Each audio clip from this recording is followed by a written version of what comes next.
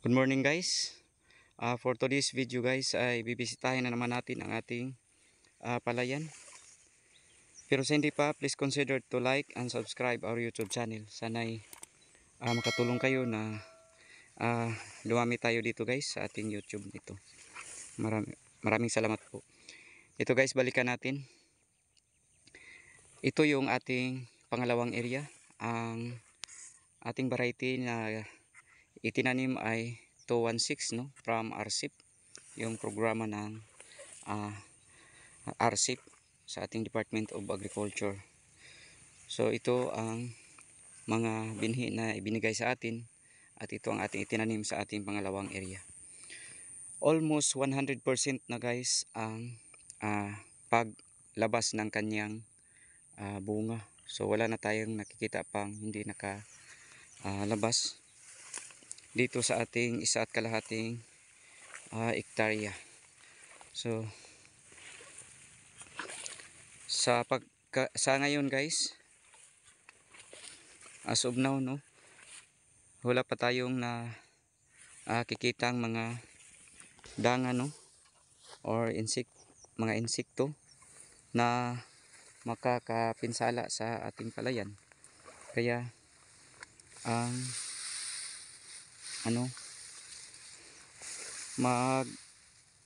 monitor na naman tayo sa susunod na araw.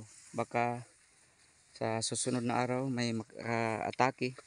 So bago lang tayo naka-apply nito ng parabunhok. So wala pa tayong nakikita na nag-atake muli ang bunhok. So napatal. Ayan.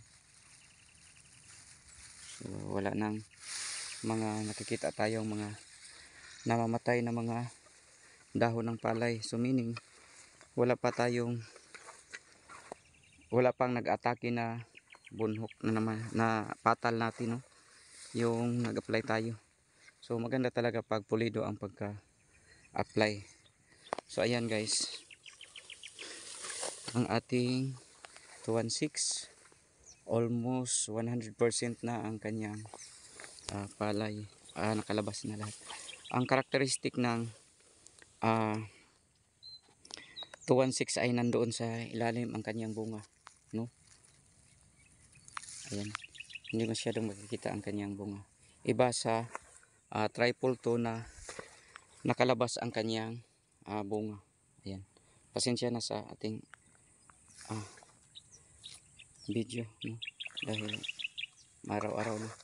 So nabutan tayo ng pagsinag ng araw dahil pangalawang area, kauna tayo doon sa ating unang area. So pagdating natin dito ay may araw na. So ayan guys,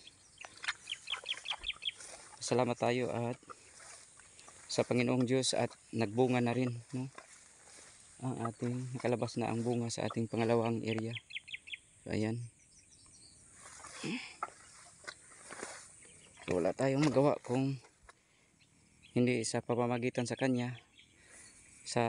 Ang sa atin lang ay hanggang magsikap at magtrabaho lang tayo at siya na ang magpabunga no, magpabuhay at magpabunga ng ating tanim. Importante lang may ginawa tayo no, nagsikap tayo.